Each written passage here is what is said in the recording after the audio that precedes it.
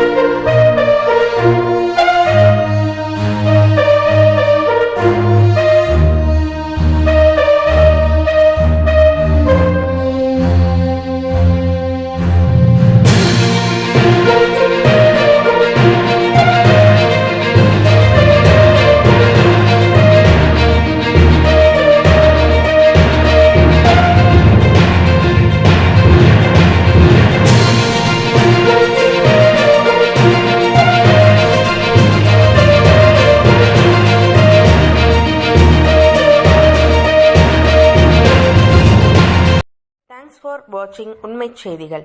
நெல்லை செய்திகளை உடனுக்குடன் தெரிந்து கொள்ள சேனலை சப்ஸ்கிரைப் பண்ணுங்க, லைக் பண்ணுங்க, ஷேர் பண்ணுங்க.